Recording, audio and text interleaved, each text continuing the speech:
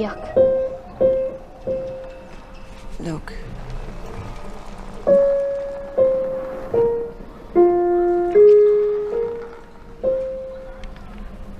What do they do? What they could. Come on.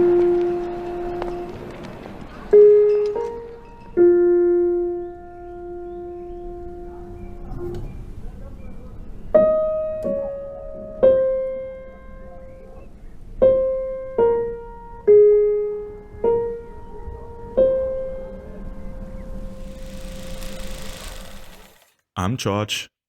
I'm Devyn. And this is Medicinema, your healthy dose of film. Today, we're gonna talk about two very contrasting approaches to unorthodox World War II movies by talking about Jojo Rabbit and The Zone of Interest. Before that, however, there was a list released of the 10 highest paid actors of 2023, and I wanted to make a little game out of that.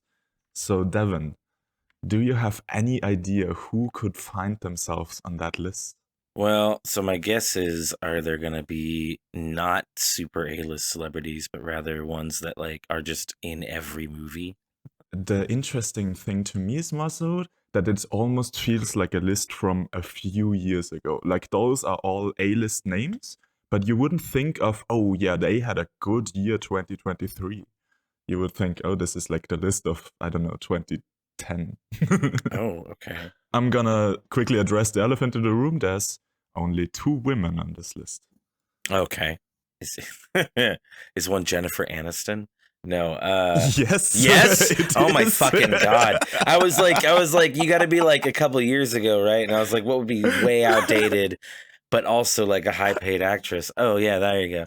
That's funny. That's funny. Yeah. Holy shit. Jennifer Aniston was the 6th highest paid actor or actress of 2023. Okay. With $42 million. So then I'm gonna say Brad Pitt. Don't think Brad Pitt is on Okay. here. The second woman is someone you would more so expect to be on here for 2023. I'll put it that way. No, I don't really know. I'm not gonna lie. I think I used up all of my luck on that first answer. I'm like, what are there? It's more in line with 2023. I didn't see many 2023 movies, honestly. I was just looking at a list of all the movies that I'd seen from the last year, and it's only like 19 movies long or something like that. It's not Mia Goth, right? No, Okay. no, it's not. I'll give away a few. There's like the classics, you know, DiCaprio again is on there. I think he's been on there for like 10 years probably. That's insane. On that list. Tom Cruise is on there, which makes sense, you know, Mission Impossible released. I think Top Gun released at the end of 2022, but probably earned him a lot in 2023. Oh, that makes sense, yeah. Ryan Gosling is on there, and so is Margot Robbie. Those make sense to me. Then there's a few interesting ones. Matt Damon is number 4. What has he even been in? Exactly. He was in Air, I think. Oh, he had a supporting role in Oppenheimer, I guess. Yeah. But it's not like he's he's the star in it. Yeah. Same for Ben Affleck, who is on number 9. Where I'm like, what did he do in 2023 Right? besides Air? Like, how much did they pay them for Air? It's crazy. Jonathan Statham is here on number 7. The Beekeeper? He apparently paid well. Expendables 4, The Meg 2. Yeah. He's had a bunch of stuff this year, actually, yeah. Yeah. Denzel Washington is on number 10. I didn't even know he was still making movies. Yeah, Equalizer. I paid well, apparently. Oh, shit, okay. But $24 million, you know, is a lot for, I guess he was in that one movie. Yeah. And the big one, the number 1, literally the highest paid actor of 2023, you would never fucking guess it, is Adam fucking Sandler. That makes sense, I think. Almost. It's Spaceman, and that's like was supposed to be his like next Uncut Gems. You know what I mean? So I think he asked for a lot of fucking money, probably. Maybe. I just think his Netflix deal probably is insanity. Oh yeah, because he's like slated for a bunch of movies for them, isn't he? Mm-hmm. Yeah, that's probably it. But I thought this was a That's fun list to hilarious. go through because I don't know, I wouldn't have come up with those 10 people if someone held No, a gun to my head and was like, who are no, the best paid actors of 2023? I would I have got so never put lucky. Jennifer Aniston on there, and that's the first you guessed. Yeah, I got so lucky with that. It's ridiculous. Yeah, but that's pretty much all the news we're gonna go over now. Nothing too serious for this episode. In the next episode, the Oscars will have happened already. We're recording this 12 hours before the Oscar Yes. craziness starts. So we don't know yet, but we'll see. For now, we'll talk about Jojo Rabbit. Jojo Rabbit is the 2019 released Taika Waititi World War II satire that takes place near the end of the war. It follows Jojo, 10-year-old German boy, obsessed with the imagery and feeling of belonging that he got by joining the Hitler Jugend. One day he finds a Jewish girl that his mom has hidden in the attic, and when a relationship develops, he begins to question the propaganda that has been fed to him about Jewish people. He ends up losing his mother just shortly before the American invasion ends the war, forcing him and Elsa to survive on their own. So, how do you feel about this film? I like Jojo Rabbit. Oh. I have my problems with it. I don't think it's a masterpiece by any stretch. I like it a lot, and it's still, like, despite my criticisms, it's one of my favorite Taika Waititi movies. And I think it's the last great Taika Waititi movie that we got. I don't think he has released anything that comes close to it since. Yeah, I'd have to look at a list to see what he's released since this. I might do that. I need to hear some of these flaws that you have with it, these problems, because I really don't stretch this often, and don't say this often. This is pretty much a perfect film for me. This is probably one of my top films in my life. I love this movie. Yeah, this is an interesting setup for the podcast because a little spoiler for later on, that's somewhat close to how I feel about Zone of Interest. And not only do you have problems with that, you really dislike that movie. I do. So we're gonna have two very opposing views on Yes. two very opposing movies. But that's kind of part of the fun, I guess. That was part of the idea why we started this podcast. We have very different tastes. I was absolutely taken aback from the start of this movie, hearing John Lennon sing in German. Oh, great opening. Yeah, the song, what's it again? Komm, nimm meine Hand. Yeah, I want to hold your hand. Yeah. Yeah. Yeah, that's such a weird part of history that several big star celebrity musicians for a while made songs in German for the German audiences. and just like learned German to do that. Because looking at this now, I knew it wasn't. I know about that part of history and know that those songs exist, but you hear them so rarely. Hearing it now, it almost felt like I'm listening to an AI voice generator, because stuff like that exists a ton now with people training AIs to sing like, I don't know, Kurt Cobain and then make him sing something in Italian, because they can. Like, like this was where my mind went when the opening starts with John Lennon singing pretty flawless. I gotta say, it's like his pronunciation is on top. There's barely any weirdness in the way he pronounces words. That there's like real effort and training going into that. In comparison, the ending, the German version of Heroes by David Bowie, not nearly as well pronounced. You could hear that he wasn't a German, but if someone without any prior knowledge played the John Lennon Komm nimm meine Hand song to... I legit thought it was just a German cover. I had no idea until you just said it until a minute ago. Yeah, I had no idea. I was just like, oh, this is a hilarious German cover of this song. No, it's just them. They're just their German version. Yeah, they made 2 German songs. Super tangential. Weird way to start, I guess. The opening of this movie is great, like you said. I really appreciate that song because it just sets the tone of this is a child so draped in his own culture right now, right? But he is still a kid, and he's still like trying to be a happy kid and still just be a kid. And it really starts that tone really well. The first note I have basically is just on the language of this movie. The way he is imagining Hitler throughout this movie is so disconnected. I like in the beginning, and he's like, come on, heil me, man. Like, that's such a stupid thing to say. It's so funny. Kids are weird blank palettes, and, you know, we can shift and change them a lot. And this kid obviously has been shifted and changed this specific way, right? But his heart isn't there. His heart is in, like, you know, just wanting a friend, really, more than anything. You know, like, that's what his whole goal is. It's just to be, you know, Hitler's friend.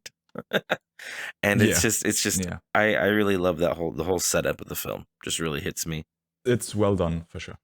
I like that it just leads into immediate satire when you go into like they're talking about like the boys get to do explosions and make bombs, learn to stab people, and the girls have to go learn to make children. But yeah, all the satire in this movie really just kills me.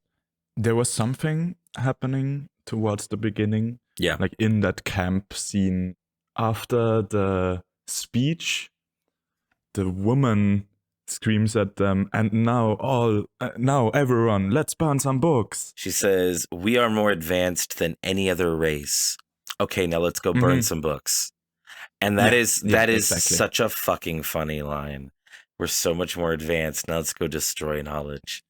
It's just and felt so resonant with today's times. Like, I'm looking at this from an outsider's perspective, but I feel like every other week there's news coming over from America that another state banned some books or made it possible for schools to ban some books, and you know, more and more knowledge gets buried and destroyed because people think it, I don't know, gives the wrong ideas to children. It's not like it seems like it is. What will happen, like an exact example actually, is there's this book. It's like a comic almost, and it's made for like adults pretty much, and it's about this person's experience growing up being trans. It's got some graphic scenes in it. It's an adult comic, not like, you know, a sexy adult comic, but it's a comic made for adults. And it was banned from the schools, any adult book from schools. You just don't include it in schools in the first place. There's no really a reason to ban it. Well, it's for sensationalism. It's to drum up a story. It's to piss off conservative people who would be offended to know that that could be in schools, but it was never going to be in schools in the first place. And that's really common. That's really, really common right now, is that most banned books were never going to be in schools in the first place. It's just trying to create media. And then, you know, I guess that's how, you know, it goes across the water. And then it seems like we're banning knowledge left and right. And we really don't. That's not, you know, we're not doing that a lot. There are some southern states. There's places that still want to teach like creationism and stuff. You know, that's a thing, but that's not like, you know, it's isolated. I can see that. I can see how those isolated cases might also be the over sensationalized versions that we get to hear over here. Yeah, they say the squeaky wheel often gets the grease. The loudest one is the one people pay attention to. But, you know, book burning has been a thing for a long time for a lot of different cultures, and that's a sad thing anytime you do it. You know, I'm a really big proponent in, you know, time plus tragedy equals comedy. It's a very cathartic joke. Oh, yeah, with the setup of being the best species or best whatever there is, and the most educated, and then, amazing stuff. I love the way the grenade incident is staged as this triumphant, you know, he's having his own, and he is the man now, and he takes the grenade, and nobody tells him what to do, and he runs into the forest, and everything goes horribly wrong, as you expect. But the way it is staged, almost like a Zack Snyder action scene with the slow-mo and everything, and the low angles and him jumping over it, that was a good contrast visually. Right afterwards, I love the way his injuries portrayed of like a first person perspective. So we have those POV shots of him being transported away and being like brought into hospital.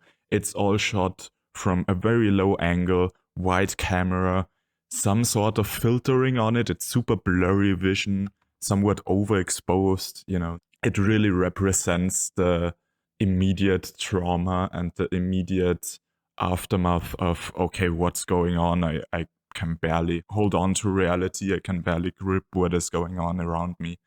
I think that was very well staged, well portrayed.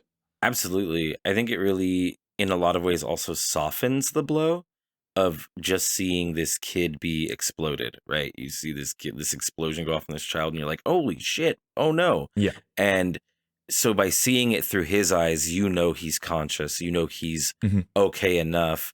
But they're also peppering in like Hitler being like, what happened? And like passing out after seeing him. Like, so it's like just the perfect amount of comedy in that to also kind of soften the blow of, look, okay, the kid's going to get an injury, but that's not what we're focusing on. You know, this isn't, we're not trying to make a violent movie. And I really appreciated that. So directly after that, I'm going to bring up her lines constantly, but I love the mother's dialogue in this movie. Mhm. She is so funny to me. Everything that she says is hilarious, and it just hits my note of humor. Right, pretty much after that, you know, he says that he's ugly or whatever, and she says that it could be worse if I, for one, am cursed to look extremely attractive. And that is such a raw and just like, she's not lying though. Like there, she's saying that from a real, like, A, you're gonna have character, B, you're gonna have personality, C, you don't have to deal with the things I have to deal with, but in such a just funny way for how much this movie is a satire and is being silly and creating caricatures out of so many things, because it is almost everything is a caricature, right?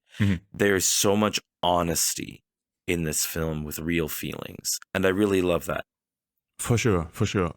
As you pointed out, particularly everything with Scarlett Johansson, both Everything. the relationship with her and her son, but to me, my favorite is the relationship between her and the Thomasin McKenzie character. Yeah. All of the scenes those two have together are so heartfelt, and there's so much real emotion in there, and so many little nuggets of wisdom, really.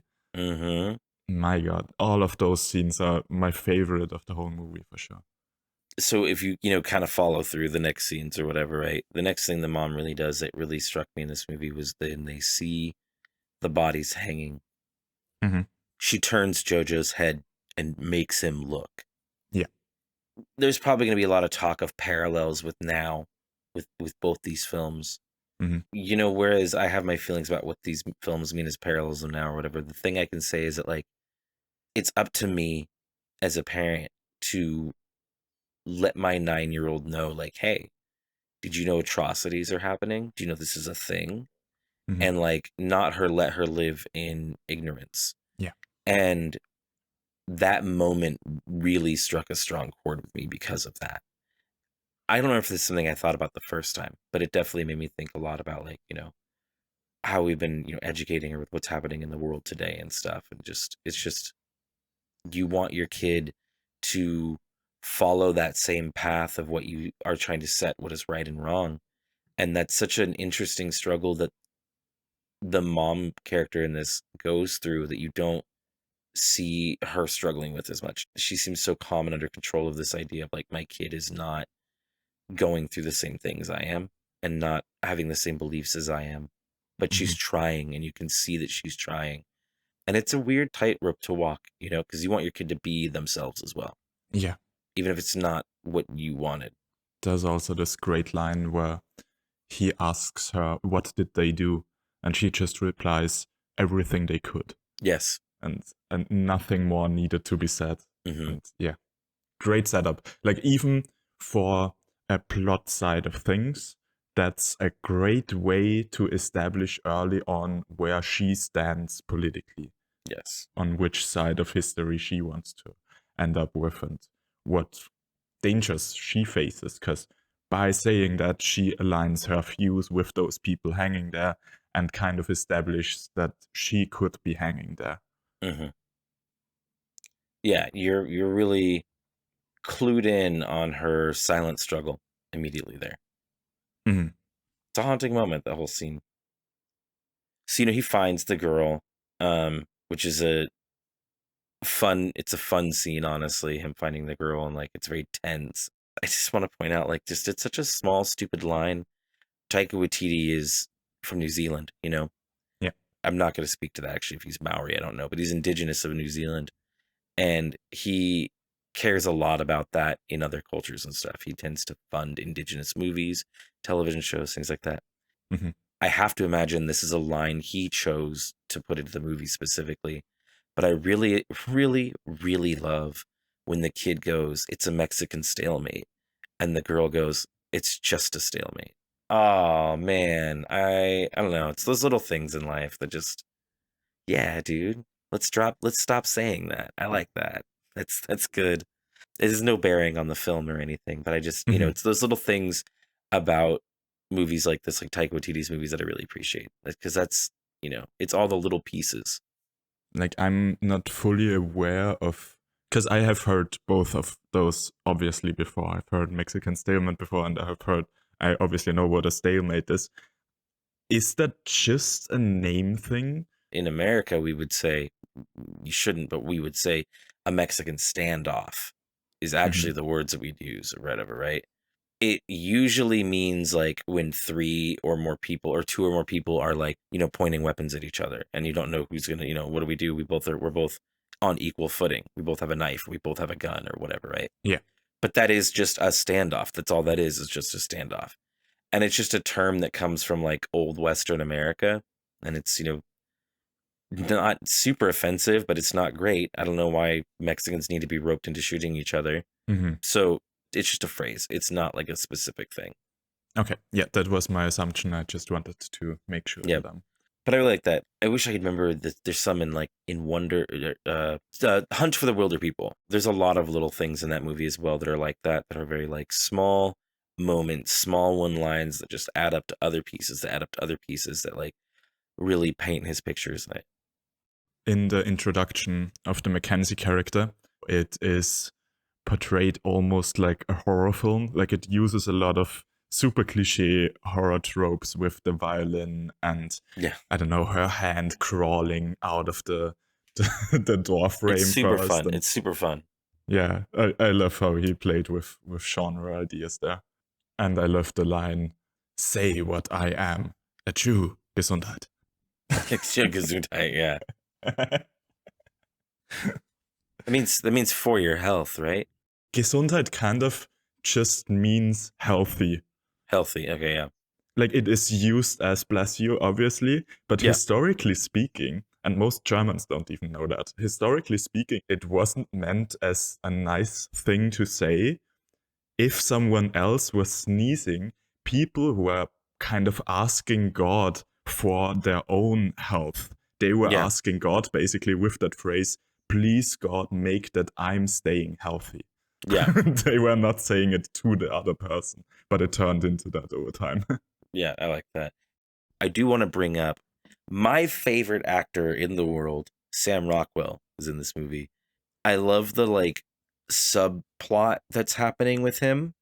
His love affair with his like second in command. Oh yeah, there's some stuff implied, yeah, for sure. It's not even implied. I mean, they like almost make out at one point. I just think it's a fun little storyline that kind of gets pushed on the side or whatever. And his constant getting demoted and like his complete lack of caring about his place in the army anymore. And like he's so begrudged for losing his vision and losing everything, and how the military has treated him, and just doesn't give a shit about it anymore. It's an interesting attempt at humanizing a Nazi, right? Because and that's my biggest problem of the movie, actually. Yes, and that's going to be my biggest problem with the next movie. So yeah, I think he's the only one that's humanized, and I think it comes from 2 things that make it okay with me. From the beginning of the movie, he is already like, "I am done with this," and you can tell he's already like, "I would love to be helping free Jews. Free Jews aren't bad." he's already internalized. He's trying to explain to the kid every time the kid is like talking about how bad the Jews are. He's like, oh, really? They are? You've seen that? You've heard that? Like, he doesn't believe shit the kid says, type of shit, you know? He's in this position, obviously. But the difference is that in his end, it's not that he realized what was wrong in the end. It's not that he came to this sudden epiphany before he died. It's that he knew this from the beginning. He knew this was wrong. And he knew that he was going to die from probably like halfway through the movie, at least. And he understands that when he goes to die, you can tell that he knows that he deserved what he did, what's happening. Mm. But at the same time, he's also still a caricature. He's not like a normal, real person. I don't know if we're humanizing him because we're not seeing him act like a human. We're not seeing him eat. We're not seeing him take shits. We're not seeing him love. We're getting like hints of that. But like, I think it's really all in his intent is a big thing in this movie. But again, he's a cartoon character. I'm not sure. Like, I absolutely get the idea of satire and how he is an over-the-top character and stuff like that, and how he for sure at a certain point knows that this isn't gonna last, and he understands that there's a limit to this, and the way he like focuses on making a super over-the-top battle outfit for the final fight, basically, you know. I get all of that. I still think that this tries to hide a lot of things behind the veil of satire, where I get that people like this existed, but it's kind of this Hollywood phenomenon of, okay, we're gonna tell the one story basically of a nice dude who actually knew that stuff was wrong and trying to change it from the inside.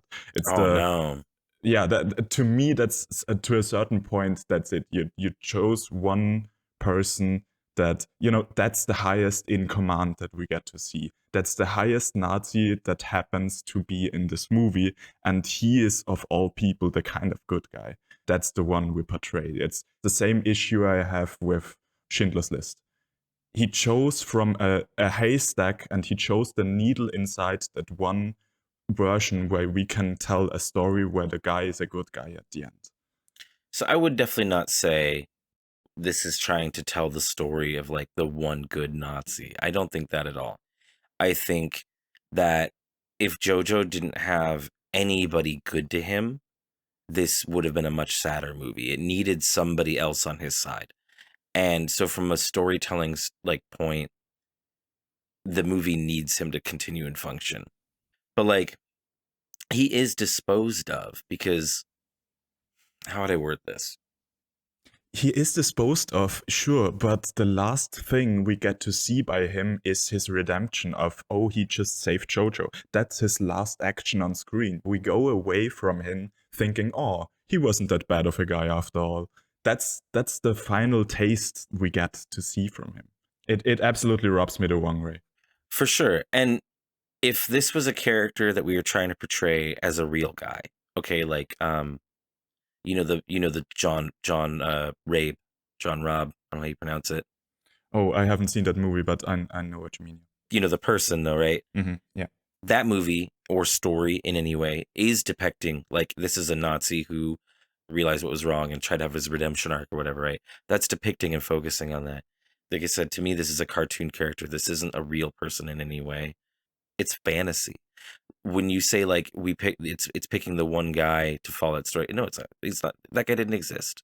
I don't think that guy. Yeah, it didn't exist, ever. but it still tried to tell this one story. They made him up and made him up in that way. You know, it is to me kind of on the same level of ethics as if you took someone like a Schindler and, you know, searched for that one positive story, or you make up a positive story set in that setting. That's still, to me, it ends up feeling the same. That's fair. But I think for me, it really comes down to the portrayal of realism versus the portrayal of parody. Yeah, I give this movie more leeway due to that. Absolutely. He isn't, though. I do want to point out, because it does kind of lead into another scene in a little lighter of a moment. He isn't the highest Nazi we see. That role belongs to Stephen Merchant in the scene where we get, Heil Hitler like 50 times or 20 times or something. Oh my God. I wonder if they did that not just because it's a funny ongoing joke, but if he was just like, I wonder how many Heil Hitlers can I fit in the movie? And somebody was like, you could fit like 12. And he was like, I bet I can fit 24. And like just added that one scene to add an extra 12, or something. It's gotta be way more just in that scene, right? Just in that scene, it's like 20. Yeah, it's hilarious. I love the whole scene. Okay, here's something that makes me think about it. Two things is Stephen Merchant's accent, Jojo's accent. Does anybody respect the German accent in this movie at all? Not really. What's the woman called? She's like the closest. She's Rebel Wilson? Rebel Wilson, yeah. That's so funny. Like she makes a funny version of it, and obviously a cartoonish version of the German accent, but she's very consistent with the way she does it. And that's what stuck out to me. That's funny. Yeah, like it felt like Yorkie, the other little kid, he's just like generically British. And then like and Jojo himself. Yeah, Jojo's British. There's a few lines where I was like, oh, I guess he tried to pronounce that letter a little bit more in a German way. But mostly it's like, oh, you're just British again. A theme that's going to come up again later is the idea of respecting this era of people or disrespecting this era of people. In a way, I almost wonder if that was on purpose for people to not really try to do a bunch of German accents, because it was kind of like, why be authentic about these people in any way? Just, this is make believe. Just be yourself. Just do your act. Do the lines. Mm-hmm. I feel like it's on purpose. I kind of wish that if like that's the decision, then the direction would just be everyone talk in your natural English accent. That they don't even try, that there's not like a mixture of, oh, that one guy's trying like in every other scene and that one guy's trying to do it the whole time and some people are just don't give a fuck at all. Like, I don't know. It's almost like purposely singing badly to me. Like to purposely do the bad accents instead of not doing any accent is almost more offensive. Just real quick, speaking of languages, I asked you before we started recording, but it's funny to note that Jojo isn't a name a person of this era in Germany would have ever had. No. Not even Yo-Yo, right? That would be an even weirder name, wouldn't it? Yeah. But yeah, Jojo is just no, that wouldn't happen. I can't imagine German people calling other people yo, because I've never imagined German people being that into brevity. You know that one, brevity? You know that word? It means to make things shorter. Oh, yeah, like, no, that happens, but not, like, it wouldn't all of a sudden turn into an English pronunciation of it, Well, no, yeah. I was just more making a stab at the length of German words. That's a fun idea, but also a lot of the length of German words is just because we put several words together, and in English it would be almost the same length, but it would be split up into 3 different words. Agglutination is what we call that in English, what you do. Back to Jojo. Yeah, I mentioned Yorkie for a minute, and I want to bring back to him. Yorkie is also a humanized Nazi. He's in the regime much longer than Jojo, and he's literally like going to fight to the very end until they essentially lose, and then he's just like, I'm out of this game, fuck this. I'm off to something else. But he's a child, so it's different a little bit, right? Because children we have this plot armor of children. And he also gets the funny line of, I don't know, Jojo, we might have been on the wrong side. You know what? And that's the thing, is he is, again, these are children, and children do, even on a realistic side, children have a different spectrum of this. It's the reason why, when we go over the next movie, why I like The White Ribbon, but don't like the next movie. It's because children have a different rule set, in a way, of what they're morally capable of and understanding. The one thing I do want to say about Yorkie, though, may we all pray to be as optimistic as Yorkie in our lives. My God, what a shining beacon of just like, I dropped a missile and blew up a bakery. Ah, shucks. Like, it's not paper. It's not a paper costume. It's paper like. And like, just everything he says is just like it's okay. It's not that bad. And like, I don't know. I just Yorkie is a character I wish we all had in our existence. I get that. He's a shining beacon of happiness and positivity for sure. Despite, being a Nazi during the time. Yeah, he's a kid. He doesn't know. Adults know everything about the world, and adults told him that's the right thing. I like the interaction Jojo has with Elsa, where they do a kind of cultural dick comparison, where he just names a bunch of artists throughout history that were German or Austrian, and she replies with like Jewish cultural significant artists, and yeah, that was a lot of fun. That was really fun. I like the way he talks to her through the fake letters, and how that initially starts with him trying to hurt her, really. And then immediately he goes back around and he was like, oh, actually, I found a second letter. And then refutes some of the things he said, but the propaganda is so strong that he can't like turn his back fully on it. So he still keeps the door open a little bit and is like, but I'm actually homeless and I don't know what to do with my life. It's adorable. The relationship they build is painfully cute. And it's out of necessity, but also out of like understanding, her understanding him without him quite even understanding himself yet. Yeah. And it's just we all wish to have a big sister like Elsa too, Yeah.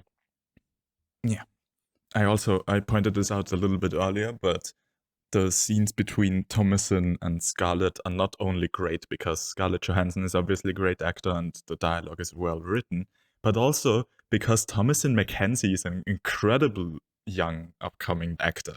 Like, she absolutely matched the performance of Scarlett. There was no putting her into shadows or something. She wasn't. She's fantastic in this, and I really hope that she gets more chances to really shine. She had a fantastic year in 2021. She worked for Edgar Wright in Last Night in Soho, Jane Campion in Power of the Dog, and I think she was also the best part about Old of M. Night Shyamalan, and that all happened in 2021. I remember her being an Old. That's funny. Fantastic year for her. Like, since then, I haven't really heard anything from her, and that's been like 3 years ago. So I hope that she's still, that Old didn't kill her career, that she was in that movie. Yeah. Because people did not care for it. No, not at all. I liked it, but it wasn't, amazing. I liked Thomasin in it. That's the one thing literally I liked about Old. Talking about Scarlett Johansson again, I really like not only the way that she just cracks jokes and stuff like that, but I really appreciate her relationship with Jojo and the way that she speaks to him. He's like 8, maybe 9, 10 or something like that, right? That's like He's 10. Yeah, there you go. My daughter's 9.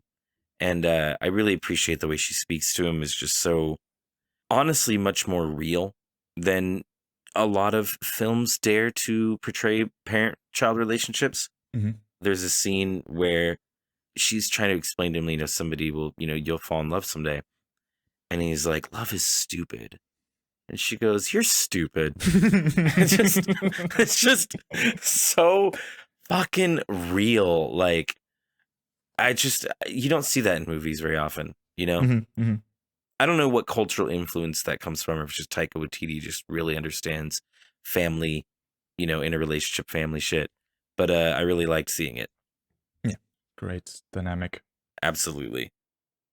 Her dynamic with everybody is good, honestly. Smacking around Sam Rockwell's character, and yeah, the way, like, the first interaction she has with Sam Rockwell's character is literally after the grenade incident, and she just storms into their office and slaps him. Instantly knee to his balls. She doesn't fuck around. Yeah, no. When Scarlett's character ends, like when she's hanging there and he finds her, there's this great scene where he ties her shoes. That sucks. I hate that. It's so good. That was a really powerful thing. Like, not only in the scene itself, but also the way it is set up is so great because, very early on in the movie, she just, in a normal manner, as an interaction, ties his shoes.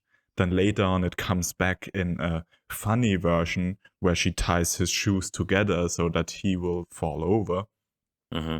which works mostly as a joke, but is a recurring instance of the imagery coming up. And then, obviously when it comes back here, it's put into a sad light, but it is the payoff to all of those setups at the same time.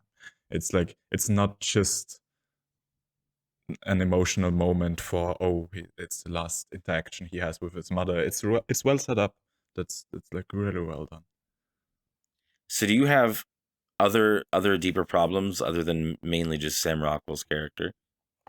Not like problems. I just think it's somewhat the Edward Scissorhands thing again, where I just don't think there's that much more to the movie. I just think it's a fun little movie that has some great points and has some problems. And yeah. Okay. So I'll drop you two things even, okay?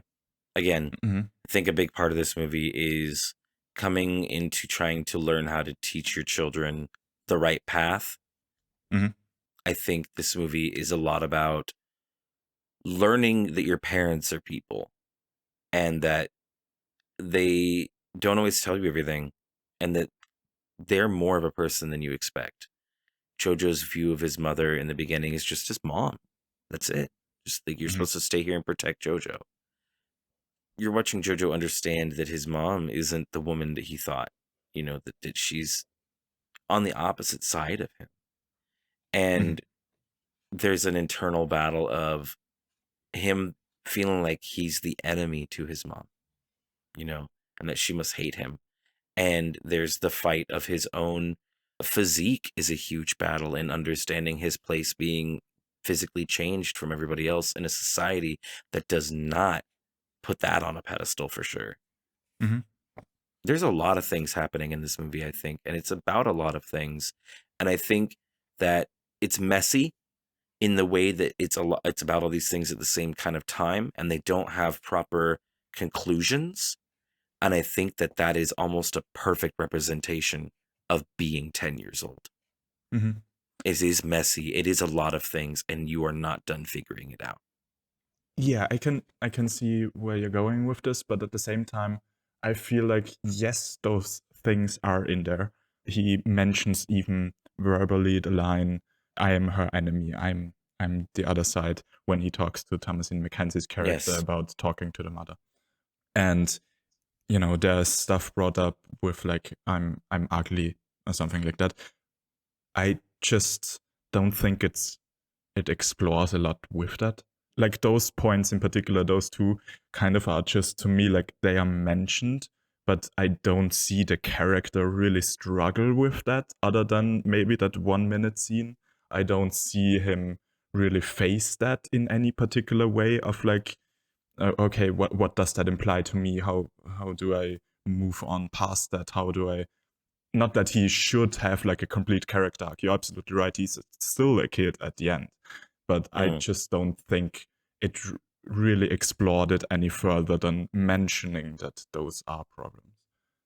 I think I disagree just because like the way his attitude changes with his mom after he discovers her, which is then, where she ties his shoes together and stuff, and she starts being a little more down on like his trying to teach him what's right and wrong as they're walking and stuff, and like him becoming, more against her and him being like, why don't you care about our country?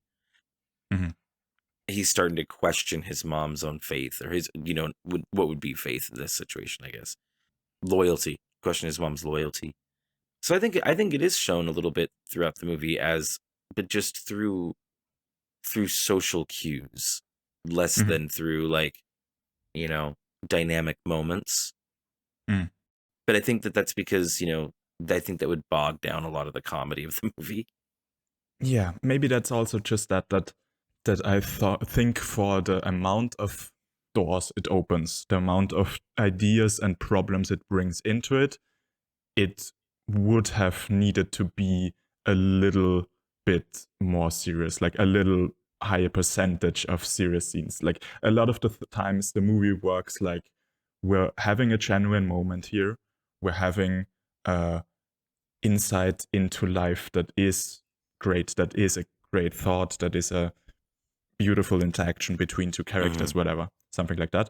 And then it's broken up with a joke. And I feel like it would have needed to maybe extend those moments of genuineness a little further and explored more there before breaking it up with a joke again. I don't hate the idea of, mixing those two together, and it does it pretty well. I just think for the amount of topics it tries to tackle, it didn't find the time to actually tackle them. That's totally fair. Yeah.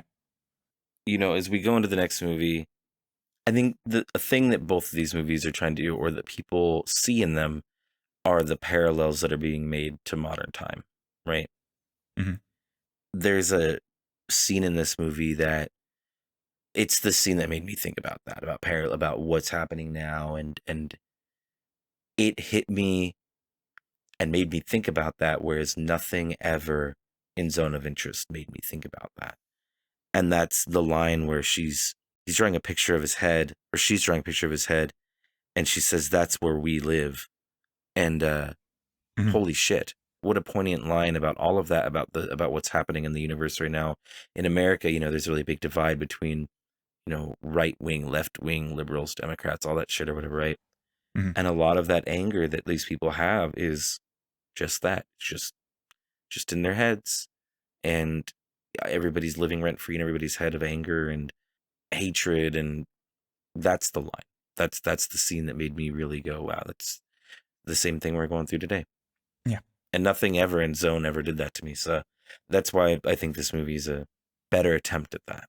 I do think that they try to tackle completely different things. Obviously, I think Zone comments also on current states, but I don't even see that as the major point Zone is trying to make. I know a lot of people do see that as interesting, but that's yeah, absolutely not my do. focus of Zone of Interest.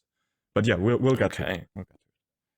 And yeah, you're right. It's an absolutely great line. Like that's such a that's probably the best thing about Jojo Rabbit. That little line is amazing. Zone of Interest is the new Jonathan Glazer movie. It follows the family of Rudolf Höss, the infamous SS commander that during the World War II managed the Auschwitz concentration camp. It is a slow, almost slice-of-life story taking place just outside the camp walls, with the constant backdrop of the worst horrors taking place just outside of the screen. I think the very first thing to really talk about with this one is to each give their point of view on like the moral side of things before we talk technicals, and just to have that as a general setup of it. I have a really hard time with it. I want to say first that if this was a short, I would get a lot more out of it. It's 2 hours long. It's going for Oscars type stuff. This movie was made to make a profit. If this was a short, this movie was made out of passion. And whereas you can have passion and have profit as an artist, I totally understand that. This is one of those kind of subjects that shouldn't be profited on, for me, moralistically. We talked about humanizing the characters in JoJo, which are made up characters. They're cartoons. This is people that existed. These people really existed. While we're not glorifying them and we are showing them as monsters, it's showing a side that everybody knows exists. Everybody knows they were human. Everybody knows they shat and they ate and they partied and they drank and they had children. I don't know what the lesson is for anybody in this film. So I just don't really know what its purpose is. Mm-hmm. Okay. Several points. I absolutely disagree that this is going for Oscars. I think like from a creative stance of things. I think this has incredibly wild directorial decisions that someone trying to, like, okay, I'm gonna make an Oscar baity movie would never dare to go there, would never make some of those decisions. I think this is a pure passion project. I looked into it. There's years of research into several aspects of this movie. There's basically a decade of research and life that Jonathan Glazer devoted to this. There's so much passion here. I can't disagree with that point more. Okay. I'm not sure if I agree with that it was made for profit. I think you can make the point that, yeah, it was made for a wide audience, but I think that's an important side of things. If this was like a documentary straight up, then a fraction of people would see that, and I do think it's an important movie. And whilst you say we all know that those people were people and that they shared and that they had a life, that they had like their little problems in relationships or whatever, I don't think that's something that's ever been portrayed like that on the big screen. And as someone who lives in the region where all of this took place, right now, like, I could get into my car, drive for 15 minutes and stand in front of the doors of a former concentration camp. And that one in particular, it's a small one, a quote unquote only 10,000 people died there, but it is a concentration camp and there were horrors and those 10,000 people still died there. And this was buried. This was buried knowledge for 2 generations. Around 2000 is only when it got like reconstructed and people started digging into the documents that were still not destroyed and were still around and really made it into a museum, this one in particular. A lot of people in the region still don't know that there was a concentration camp there. Mm-hmm. My parents were surprised when I told them that we from the school visited that, and they didn't know that there was a concentration camp there. There was this general mentality post-World War II in German-speaking nations that we don't talk about that because everyone was complicit in it, This wasn't just the cartoonish Dr. Evil kind of people on the top. Everyday people had to live next to those walls, and they afterwards pretended they didn't know what was going on. They didn't know what atrocities happened just behind those walls, which obviously is insanity. And I think it is a super important part of the story that's more maddening to me as an Austrian than probably anything else about the story is that mentality of we didn't know. We are not complicit. We didn't know. We had our own lives. We had our own problems. We didn't know about those problems right over there, 100 meters from my backyard. And that's such an important part of the story to me. This explores my feeling and my anger around this whole topic better than I would have ever expected any piece of art to explore that. It's interesting that you say that they act like they didn't know what was happening behind the wall or they push it away, right? That's not what I took away from the movie at all. I took away that they very much knew what was going on back there. He talks about the incinerator multiple times and how it's a great design and all this kind of stuff. And the wife even mentions one time I'm burning the maid, There is the other character who she shuts the window at night to not hear the noise anymore.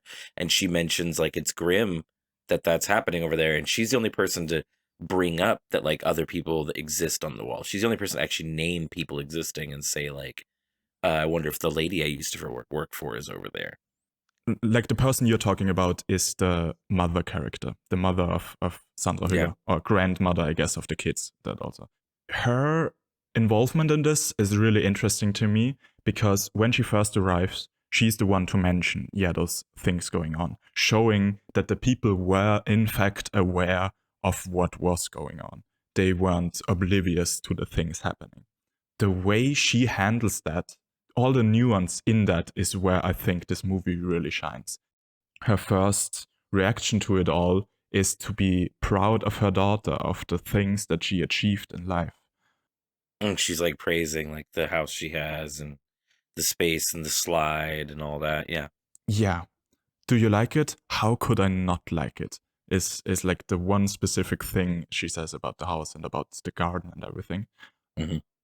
She is taken aback by the things her daughter achieved, as long as there's this wall in between her and the atrocities going on. She can know about them, she can live with that, as long as the wall hides it. It becomes a problem to her once she's in bed and she's in the upper floor and the lighting of the fire enters her room because it goes over the wall. That wall cutting her off of the atrocities isn't there anymore, and that's when she has a problem with it. And furthermore, her reaction to it is to run. She won't do anything about this. She won't suddenly protest. She won't do what the little girl is doing at night. She won't place apples there for the people. She won't try to help in any way. Her reaction is to run away, get distance in between myself and the horrors going on there. Then I can again pretend that I am not too aware. Then I can look away. And she writes that probably in a letter that we don't get to see, because the reaction of the mother, who for sure is also aware that everything going on there and enabling her lifestyle is wrong, but her reaction to it is bury that information. That's exactly the thing that I was pointing out. It is instantly, I'm gonna burn that letter. No one gets to see that letter. That's something we don't talk about. It's really representative of the issue. So yeah, that makes a lot more sense. I've got a question then. Mm-hmm. So you mentioned how this represents and deals with your pain and your anger about this, right? Mm-hmm. You're not German, but you're Austrian, and that's where Hitler's from. Yeah, and also like Austria's involvement in this, Austria basically gave themselves up to Germany. Yeah. Austria was part of the Deutsches Reich before the war started. Like Austria was part of it peacefully, basically. We said, yeah, sure, we'll join you. That was the state of Austria. Okay. A hidden note to movies we didn't cover. We didn't have need of input on because it wasn't appropriate for us to have input on it, right? Mm-hmm. In that way, or in ways that movies can be very about women's lives and stuff, where cis white men don't really, their point doesn't matter. It's not a movie that's made for them, or it doesn't have the same impact on them because of their lack of experience, right? Yeah. I don't have the incredibly complex experience of being an Austrian and seeing this film. I can fully accept everything you're saying about why it's important, right? I do want to hear more exactly about why it's important. Mm-hmm. I will get to more of it, yeah. I can respect that because it's an experience that I don't come from that is so core to this film. Mm-hmm. For sure. On the other side of that, how many Jews have you met in your life? Yeah, that's the thing. Yeah. They were really successful with eradicating that from my region. There aren't. So there's a lot here in America, right? Mm-hmm. A very, very Jewish country. And as a person with, Jewish descent on my grandmother's side and friends who are Jewish, and it is a very different pain and anger that this movie represents. And it is impossible to see it from the same perspective because of the roots of that pain and anger and what they mean to us. So I just hope that, when I come out with why I don't want this movie to be a thing, it's not that I can't even speak for all of them. Maybe there's probably tons of Jewish people who love this movie. Mm-hmm. So I shouldn't even say that. I should just say, I should just say from my perspective, it's a lot different kind of pain. This movie opens with something I'm not still sure about, if the house was built for them or if this was a Jewish person's house that they've cleared and taken. The house existed, they renovated it. They talked about what they added. So it's like a mix. It's basically a mix. Yeah. Yeah. So because you see them going through it looks like previous tenants stuff. Like she's looking at the lipstick, she's trying on their coats. Oh no, that's not previous tenants. The makeup and stuff like that, that's things that they took from Jews, Taken from Jewish people before burning, exactly, like the shoes in the very end. Okay. Yeah. So even that, even that. So this movie opens with, from my perspective, opens with, look what we lost and look how they get to live. I want to say that I think this movie has a lot of impact. I think this movie has a lot of messages. I mentioned to somebody that it's like having a really amazing bowl of ice cream that's super yummy and tasty, and it's really good and it's really well made. And the bowl is even like a shining silver bowl, and it's beautiful and it's well polished. But the spoon you've been given to eat it with is literally a piece of shit. And it's that piece of shit that keeps me from enjoying it. Mm-hmm. Someone already told me about that comparison that you made. And I am baffled. Please elaborate how. Because in my world, mm-hmm. those people don't deserve the time of day. They do not deserve to be remembered. They do not deserve to be made into people. Somebody said that, we're showing them not be monsters all the time. We're showing them at moments they're not monsters or something. Mm-hmm. And I said, no, they're always monsters. These people were monsters 24/7. They just happen to also be human beings. Doesn't mean they weren't monsters. But to me, it's just that they don't deserve that. They don't deserve this recognition. Mm-hmm. I don't know who this movie, for my perspective, is celebrating or recognizing, or I just don't know really what the... I see what you mean. From my perspective, what is the message that we're trying to state, other than just, yeah, this happened, of course. That's really close to what I actually think is the message and what is the important thing about it. The way you kind of talk about, you don't want to look at them as people despite you knowing that they are people and stuff like that. That's a lot of how I feel Hollywood approaches the subject in general, where we deal with it by just saying, yeah, they were monsters and they don't deserve to be looked at. And by that, you create a distance to the problem that kind of brings up the point of, they were monsters. This could never happen again because we aren't monsters. We can never end up in a situation like this again because, we aren't Nazis. They were monsters. It dehumanizes them to a degree. And yes, the movie humanizes them. That, like, there's no doubt about that. To a degree, it humanizes them, but I think that's super important to show that they weren't aliens sent here. They weren't vampires on, just monsters from the beginning, and they were always meant to be monsters, because the fact that they were human, that they had their own little problems, shows that this can happen again. This can happen to another culture. These atrocities aren't alien made. They aren't some sort of different species. They were humans. Humans did those atrocities. That's the real horror of it, in my opinion. And that's really what needs to be shown, what needs to be talked about, that exists, that can happen, that kind of complicity and that kind of talking themselves into it being okay. That is something that can happen to humans. And that is really what this movie is about to me.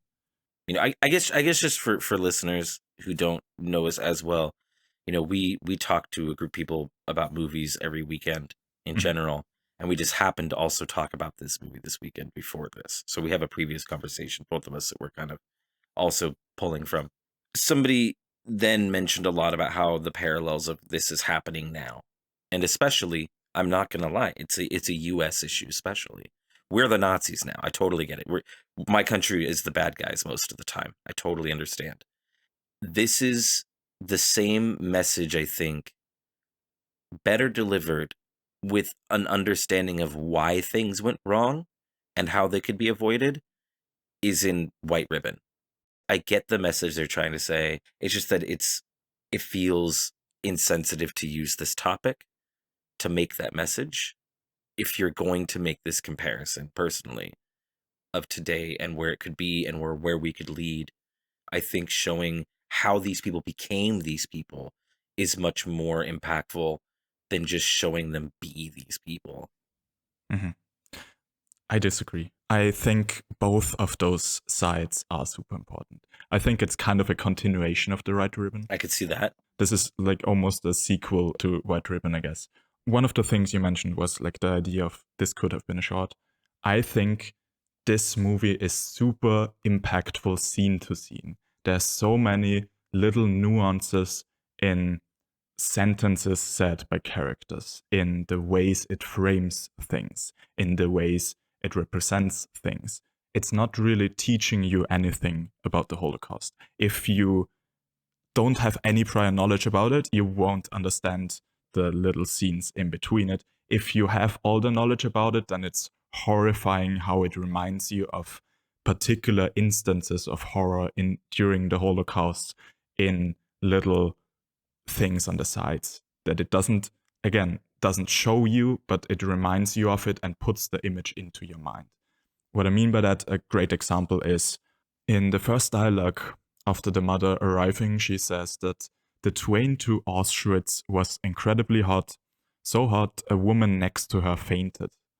She doesn't talk about the trains that shipped the Jews to Auschwitz. Obviously, she used a normal passenger train, but her complaint is so specific about, the heat and people fainting that my mind can't go anywhere else but to remember the things I learned in school about hundreds of Jews being stuffed into one train cart, no water in the train cart, no food in the train cart, and they were shipped there to Auschwitz. And upon arrival, a good portion of those Jews will have already died of overheat exhaustion in the train cart.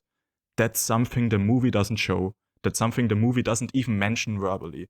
But in an interaction of those people, it is close enough that it's kind of ridiculous and insane that they don't realize the irony, or irony is the wrong word, but how close it is to the problems happening 100 meters from their doors and how they are oblivious or how they try to avoid it and don't go there in their mind. You're not wrong. It's not even the only time it happens. Yeah. You have this scene on the dock where she's complaining that she will not be dragged out of her house. This is her house. They've worked hard for it. They deserve it. They deserve to live here and be free. Exactly. She's not going to leave. And it's like, oh, well, how did you get the goddamn house then? There's even more, like the most insane version of this and the hardest line to me in this movie compared to like the Jojo thing we mentioned earlier. There's one line like this here for me where they sit on the table and the father tells the children they have to leave and or he has to leave and he will miss the next birthday or whatever. The life we live is worth the sacrifices we make. That's the line he says to them. And in that moment, he's not talking about any bigger picture thing. He is talking about the fact that he will miss the next birthday, but the beautiful house and the garden they have is worth the effort that he puts into his job. But on a bigger picture, that's the mentality the state was in, basically. That's the mentality of people that our life quality that we get to experience right now is worth looking away of all the sacrifices to culture, of all the sacrifices of people that the country is making right now. There's so much more in that single line. I was going to ask, like, what is it? What is the thing? What is the tip of the iceberg of what makes this an important film? That's kind of what I mentioned. There really isn't that much more to that, but I just, from everyday life and from my experience living here, I just know that that's an enormous problem, that this mentality of not talking about the fact that our ancestry, everyone was involved in this. It's not like a few handful people did this. A concentration camp was in a small version in almost every other village. There was something set up like this, even just maybe as for now we put them there, and then at one point when the train comes, we put them onto the train to ship them to a bigger one or something like that. But this was going on everywhere. Everybody was connected somehow. Everybody was connected somehow, and everyone was complicit in it. And then for 2 generations, everyone was just quiet about it and tried to move on and hoped that the history would forget about it. And this movie really addresses all of this little, we were complicit about it and we just didn't talk about it. And that's really the super important thing to me, because that's such a big whole, like a big issue in my culture where I grew up in. It makes a lot of sense to me how much this movie could mean and affect a person of any German or Austrian descent, Mhm. right? Whether they be in the United States or especially there. Mhm. And to say these were my great great grandparents or whatever, right? You know, to know that everybody's great great grandparents were like that, you know, Mhm. or involved. And you said like your history, your ancestry. Again, it's a complex feeling, it's a complex thing. So I can't begin to understand what this does for you emotionally, Mhm. like actually does for you, if it creates catharsis, if it creates a sense of closing, if it creates a sense of understanding the past, or of it creates, you know, I don't know what it creates necessarily in you, but I understand why it has a reaction, Mhm. right? I think one furthermore thing that adds to that is really important or powerful about this movie is the fact that with the constant sound design of those atrocities going on in the background and the train coming every few minutes or whatever, you as a viewer get used to those sounds. And I caught myself at several points in the movie kind of forgetting about the shots going on, kind of not recognizing the train. And all of a sudden, I snapped out of it and was like, oh my fucking God, I am doing the thing right now. I am watching this unfold and I am thinking about the little life issues of those people. And I am forgetting about the horrors going on just 100 meters further. I am becoming that. That's the thing that really the movie shows, is that it is so easy to have this constant noise in the background and at some point almost forget about it, almost forget about the atrocities and move on with your life. And that's not even me looking at myself. That's me looking at those people, you know?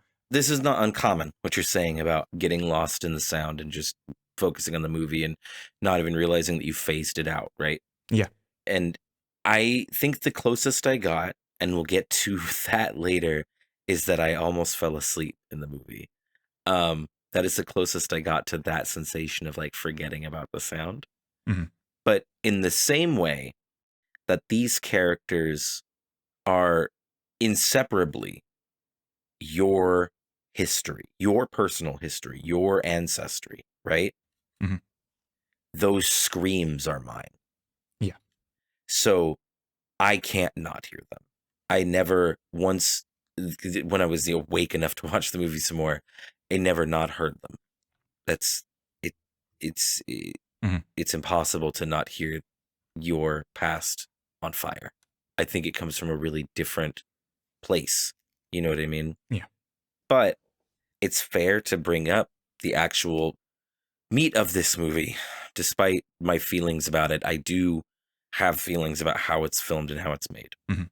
It is with complete disgust that I feel these things, but the movie's gorgeous. The movie has many gorgeous scenes. The movie's sound design is amazing. Incredible, yeah. In a lot of ways, I hate how good a lot of those things are. But I will say the actual like meat of what's happening during this film is boring as hell. I had a really hard time with the writing of this movie, like the actual pacing of the film itself. Really, really struggled. But it is beautiful. Yeah, I could never get bored, like from scene to scene. There was always something that made me angry, that was disgusting to me, that was, you know, there was always something going on that really. Yeah. So I can't relate to that at all, but fair enough. You're not wrong about like most scenes, there's something to piss you off, right? Mhm. But I feel like there's a lot of scenes in this movie that are just, you know, Gene Dealman style, like just moving from point A to point B. To get to like the technical craftsmanship side, it's funny that you bring up the white ribbon, because I actually looked up two Haneke quotes that I wanted to mention that kind of resemble or explain my love for the directing of Haneke that I feel like applied to this movie almost even more so than to Haneke's film, and I would have never expected that. So in an interview for The Code Unknown in 2015, Haneke said those two things. I believe that what is being said off screen is often more important than what is on screen. If I have the choice between showing a character saying something or showing a character reacting to something being said in the off, I will always choose the off. And the second one being, if you look at something, you're distracted by 1,000 details. If you just hear it, then you'll recognize everything wrong about it. Haneke has this big thing in all of his films about the thing being off screen is just as important, if not more so, than the thing being seen. This idea goes beyond the concept of show don't tell and plays with your mind and puts visuals and concept into your brain by showing you tangential things happening on screen, or leaving some certain key informations out so you fill in the gaps. And I don't think any movie other than Haneke has ever achieved that to such perfection like The Zone of Interest did here. Yeah, I mean, it's not visually on screen, but it's there. It's very much there. Yeah. And somebody else had mentioned this to me, and I didn't think about it at first, but after thinking about it more, I kind of agreed that they kind of do this like zoom up shot where you see things happening in the yard, or you see them existing, and you can see just over the wall and see like the fires burning, the smokestacks, you know, and stuff like that. I think they almost did that exact move a few too many times. It lost its impact a little bit, but there's a couple that are just haunting. That on-scene imagery, I think, is almost more impactful to me, actually. Especially the one where like they're having the party and they're all playing in the pool and it lifts up and you can see the burning in the background and stuff. I think that hits harder. It's interesting that you mentioned it lost its impact, because that's exactly what I was going at with earlier. You almost forget with about the sound. Yeah, that's exactly it. That's fair. Because it's constantly going on, you almost lose your affection towards it. You almost, like, not really, obviously. We know, we understand that it's horrible, but you almost get used to the horrors. And that's so much the point of the movie. It's interesting that you take this as an intentional thing to try to make the viewer, you know, be desensitized to it. Yeah. Whereas I read it and took it as trying to milk an emotional effect out of people. I absolutely don't see it as that, no. Yeah. Which is totally fair. But that's how it felt to me. Speaking of the smoke, particularly, which is the most we see from the inside, and the ash, I think that's an interesting choice too. If you think about it, most Jews entering this place, like 99.9 something percent, whatever, only left it in that manner. That's the only way they got out of there again, is as ash flying through the air. That's the way they got out, and the only way they got out. And that's the way we see them get out, and the only way we see them get out. And we don't see them go in either, but I don't know. I don't know if I like that analogy. You're not wrong, but like in my heart, they never got out of there. That wasn't them. I can see. I can see that. I do think, you know, if we're going to talk about the Jews that we visually see on screen, that, again, disgusting, but I get it, is when they're arguing about him telling her, like, hey, we're not, you know, the first time, we're not going to live here anymore.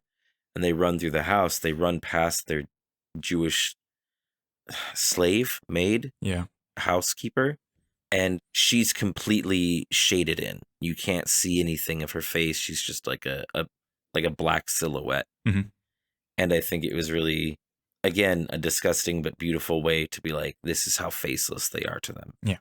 This is how much they don't even care about their existence, is they are just a shadow that they pass.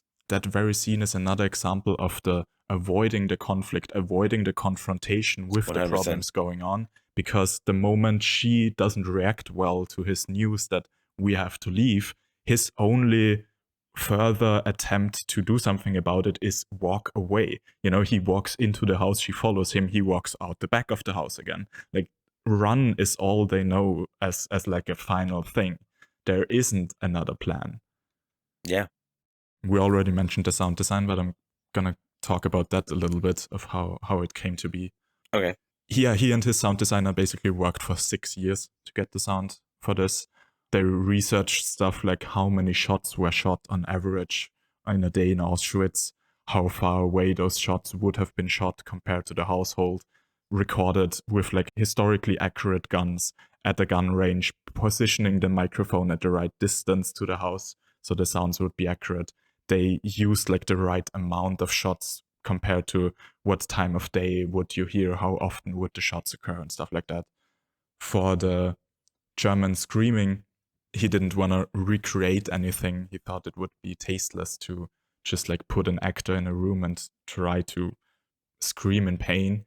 So he made a sound library for like 1 year. He traveled around Germany at places where people would scream, at like in front of football stadiums where drunk people would scream and stuff like that. And from those little snippets created then the soundscape of people screaming somewhere. Okay. They're going to say that he collected actual screams of Jews. And I was No, like, bro, no, what the fuck? bro. No. I was like, which one's insensitive? No, just authentic German angry screams. There's a specific scene, you can hear a woman yelling and yelling and yelling, and then a gunshot happens, and then you just hear like a child screaming in the background. Mm-hmm. And I really wonder how they sourced that one. Yeah. Because that was an intense moment. I remember just in the background sounds hearing and just being like, you can just see it in your head what's happening back there. Maybe that's a big part of this movie, is that so much of it is blank so that you can just spend your time imagining what you're hearing instead of what you're seeing. Mm-hmm. Go ahead if you got more, sorry. Not specifically on the sound design, but more on the research side of things. They recreated the house as close to reality as documented. To film it, they placed like a good dozen cameras throughout the house, and just the actors were in the house. Like the whole crew was somewhere else monitoring it going on, but it was an attempt to get as close to reality, as close to a somewhat documentary feeling as possible. The casting choices additionally play into that. It kind of was turned on its head now with Sandra Hüller all of a sudden becoming a big star due to Anatomy and this one. But when they were cast, those weren't famous German actors, the entire cast are kind of unknown German actors, so you don't recognize faces, so you don't think, oh, that's the person I know from this one. The idea was really, I am looking at reality right now. She just happened to get into 2 like really, really big movies. Yeah, she just happened to be on the cover of Time magazine a few weeks before this. There's great little setups with this theme of ignoring the horrors going on outside. The first time we see Sandra Hüller alone is when she puts up that makeup, and just before that she shut out the dog. The dog is barking in front of the door.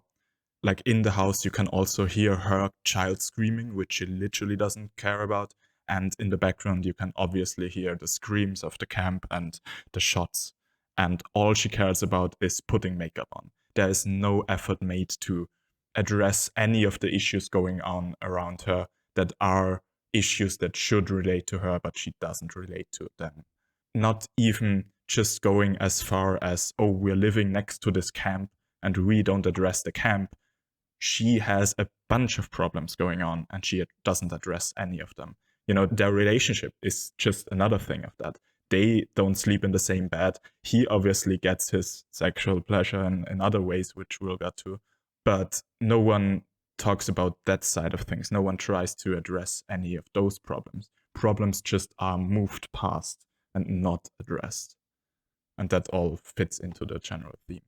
I get the meaning and I get the reasoning behind it, but on a purely like just watching a movie standpoint, it very much has that effect of like, okay, well, one plot point moves into the other, and then another one happens, and another one happens, but none of them, like, nothing ever goes anywhere with any of them. Which is why I think maybe there was some, for me, slow moments to this movie. Mm-hmm. I'm fascinated by the directorial decision of the nighttime shots filmed with thermal camera. Yeah, that's a really weird choice, I'm not gonna lie. Yeah, and it's one of those things where I'm just like, no one trying to get an Oscar would ever do that. And I think the justification is incredible for why he felt like it was the right choice to make. Because she's doing it at night when nobody could see her, and it's trying to like show how hidden that you had to be when you were doing something good for Jewish. No, I totally get it. Yeah. Those people couldn't use a flashlight. Those people had to do that in pitch darkness. And he thought it would have been absolutely wrong to set up a single light to make anything visible for the camera, and they shot it in total darkness to represent that. I should maybe reword when I say looking at the Oscars, right? I guess originally when I said looking at the Oscars, I meant like they're like actively nominated. Like that's what I more meant. Not like they were trying to win an Oscar. But I think that there are other awards that this kind of stuff does pull at. Palme d'Or, things like that are a little more artsy than the Oscars. I do think there are parts like using the FLIR camera, the thermal camera, that feels like something like an artsy award would want. I do get it here, the same with like all the camera angles in the thing. Upon my first watching, a lot of that just screams, look how much money we threw at this. I like the meaning behind it. I honestly think that Jonathan Glazer expected this movie to lose a lot of money. I don't think anyone involved was like, we're gonna make money here. Even when you're trying to win artsy awards, you're not really trying to make money off of them. But I don't know. Even despite agreeing that, the festivals like Cannes will appreciate decisions like that, their tastes definitely align with that, there's no way where I believe that whilst making that decision, Jonathan Glazer thought like, hell yeah, in Cannes they're gonna like this. We are gonna have a better shot at the Palme d'Or now that we use the thermal camera.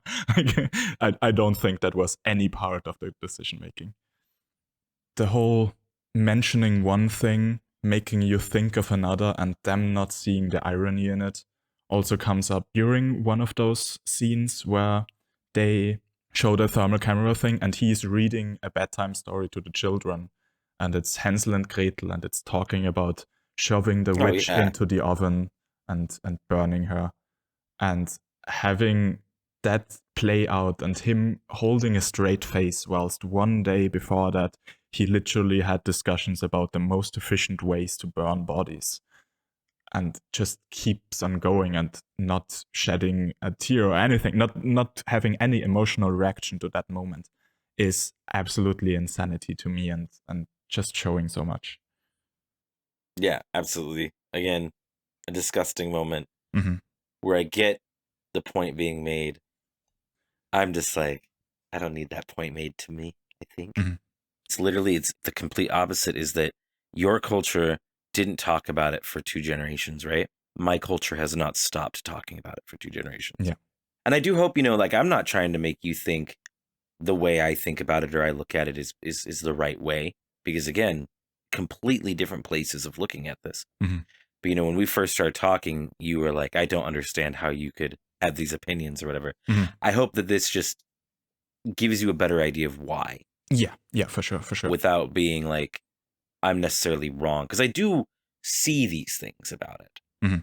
What I don't understand, I guess, then, are people who aren't from that really love this movie.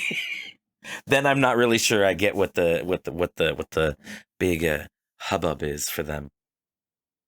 As you already mentioned, like the other discussion with the others, someone mentioned there that the people who did, 2 of them come from a background of almost cult-like religious growing up, and they have seen people ignore horrors. They have seen how people can hide behind, the others are bad, so therefore we don't talk about that. And they have seen this culture of, we don't talk about the glaring issues that are obviously here, but if we address them, then we quickly run into problems, so we ignore those.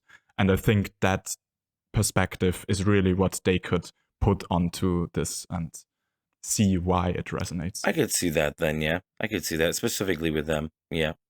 I know what you're talking about. This is a weird movie to make it to the Oscars. I have no qualms in saying this. Some movies are made for certain people. Mhm. Some movies are made that they're not ever going to be understood outside of the group of people that they're for. There are drag queen movies that conservatives and people who are not in drag queen society in any way are not going to get, you Yeah. know?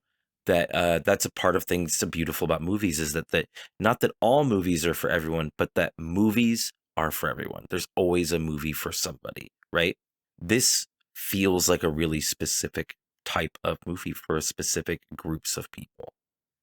Yeah, I think for particularly everywhere where World War II was going on, like actively in their country, like not even limited to German-speaking nations or anything, but like Central Europe, mainland Europe, that's the major. Poland, that means where the movie takes place, Poland, for right? sure.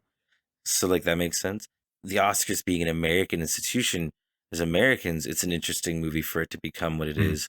And I think that's where some people feel like there's a glorification of this movie, right? Is not even necessarily in the movie itself, but the way that Hollywood is treating this movie. I don't know if that makes sense or not. I can kind of see your point, yeah. There's this super powerful scene to me when that girl plays the piano and you see subtitles for a song not being sung. That piece of music that you can hear there, and where the lyrics are also from, is a song being written by someone who managed to survive Auschwitz. Like, they were still alive when American and Russian invasion came in and the war ended. Showing the unsung art that we lost during that time.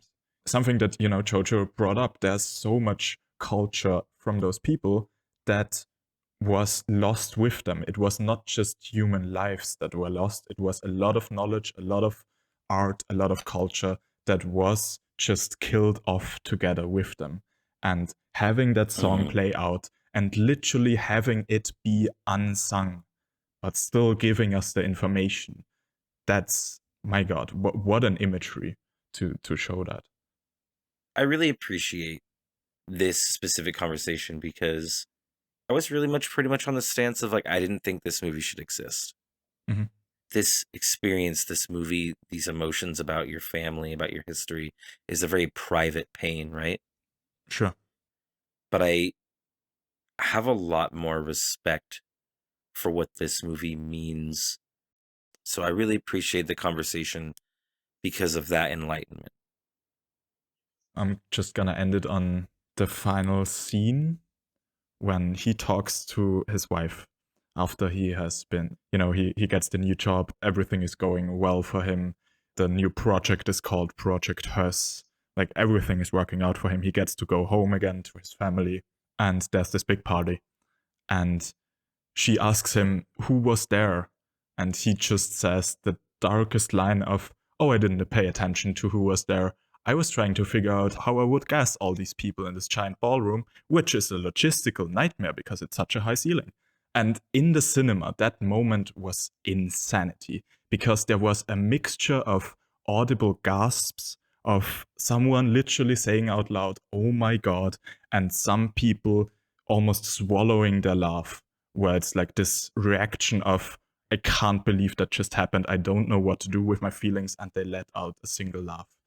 Like, that moment was insanity to me. I think that might be local catharsis because I definitely didn't find that line in any way funny. Again, with the context of, we all know that this is about us. Yeah.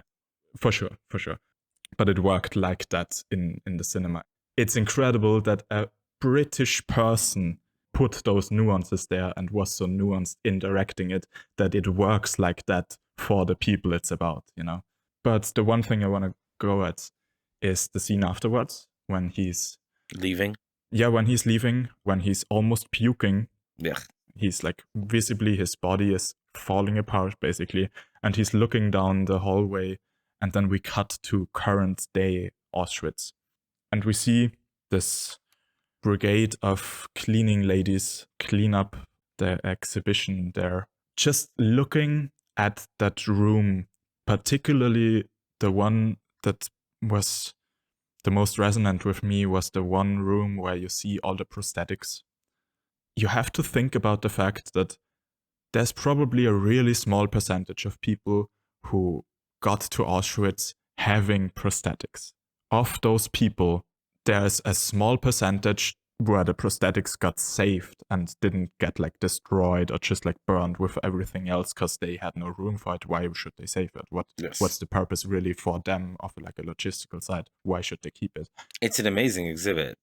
And the fact that by the end of that small percentage, having a small percentage still saved, you have a room full of prosthetics. That is such an insane visualization to the scale we're talking about. And as seen earlier on, plays into this of, yes, Auschwitz was the biggest one. It was like the end camp where it was just a destruction camp. It was no longer even, we have them here to work them to death, to use them as slave. It was purely, we bring people there to kill them. Yeah. But still, it was one of many. And having that scene where they have that meeting and just the introduction for him, the setup of, we give you the information now of who's showing up and like the two people being excused. I have so much knowledge, I feel like, about how frequent those were, how scattered, how many of them were. I was still taken aback by how long he just names more and more people that are camp managers. The list keeps on growing and growing, and we just see a small part of one wall of one of those camps. Having those two scenes in there to really show the scale was so powerful to me. I wish I got more things like that out of this movie, but I'd bet money on it that 10 years from now, this movie will still be analyzed in film schools. This is gonna be a one for the history books. yeah, I don't doubt it, honestly. It may not always be talked about in good light or bad light even, but it's definitely going to be a conversational piece for a long time. The only thing remaining is to tell you guys about the films discussed on the next episode. The first film on your prescription is Perfect Days. It's a small slice of life story about a man living and enjoying the little things in life. It takes place in Tokyo, with him working as a janitor cleaning toilets. It's the new film by renowned German director Wim Wenders, stars Koji Yakusho, premiered at the Cannes Film Festival, and by the time you're listening to this, probably lost the International Feature Award to the Zone of Interest. Our second prescription is the 2012 slice of life Rent-A-Cat. Directed by Naoko Ogigami, this film tells the episodic tale of a woman named Sayoko, played by Mikako Ichikawa, who spends her days taking walks around outside and, as you might guess, renting out cats to various characters in need. If you don't want to get spoiled for either of these films, check them out by the next episode 2 weeks from now. I'm George. I'm Devyn. And this was your Medicinema.